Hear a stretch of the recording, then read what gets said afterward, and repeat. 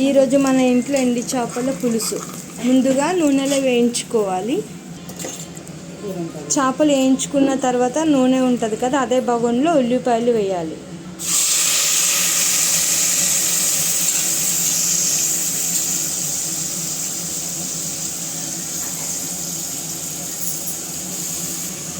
ఉల్లిపాయలు వేసుకున్న తర్వాత కలుపుకోవాలి.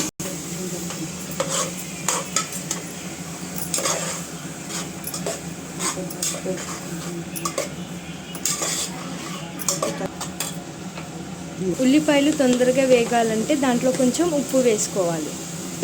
ఉప్పు వేసుకున్న తర్వాత మళ్ళీ కలుపుకోవాలి. ఉప్పు వేసి కలుపుకున్న తర్వాత అది కొంచెం వేగనివ్వాలి. మళ్ళీ ఇంకొకసారి కలుపుకోవాలి. ఉల్లిపాయలు వేగినవా లేవా అని చూసుకోవాలి. ఇప్పుడు ఉల్లిపాయలు వేగినాయి అనమాట. దాంట్లో కొంచెం అల్లం ఎల్లిగడ్డ పేస్ట్ వేసుకోవాలి. దాని తర్వాత వెంబడే పసుపు కూడా వేసుకోవాలి. ఇప్పుడు ఇందులో కారం వేసుకోవాలి. తగినంత కారం వేసుకోవాలి. కారం వేసుకున్నాక ఉప్పు వేసుకోవాలి. తర్వాత మంచిగా ఇలా కలుపుకోవాలి. ఇప్పుడు తర్వాత చింతపండు నానబెట్టుకున్నాం కదా, అది ఇందులో పోసుకొని మంచిగా మసకనించుకోవాలి. చేపల పులుసులోకి మనకి పులుపు ఎక్కువనే ఉండాలి. ఎందుకంటే చేప నీసు వాసన రాకుండా పులుపు మనకి ఆ నీచుని కవర్ చేస్తుంది అన్నమాట. మనం ఇట్లా పులుసు పోసుకున్న తర్వాత ఒకసారి కలుపుకొని దాన్ని రుచి చూడాలి. ఎందుకంటే మనకి ఉప్పు కారం తగిందా లేదా అని.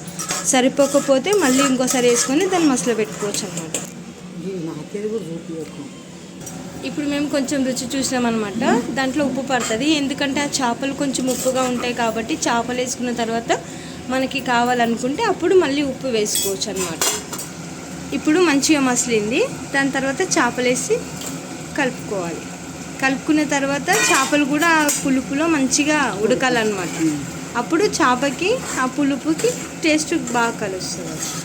ఇప్పుడు చేపలు వేసి కలుపుకున్నాం కదా, దీనిని పులుపులో కొంచెం ఉడకనివ్వాలన్నమాట. కూర ఉడికిందండి మంచిగా. చేపలు కూడా రసం అంతా దగ్గరికి అయింది, పులుసు కూడా. ఇప్పుడు ఇంకోసారి రుచి చూసుకుందాం. కూర అయిపోయిందండి, మంచిగా ఉడికింది. మమ్మీ కూడా స్టవ్ ఆఫ్ చేసింది. ఇప్పుడు ఒకసారి రుచి చూద్దాం. ఓకే అండి, మన చేపల పులుసు రెడీ అయిపోయింది.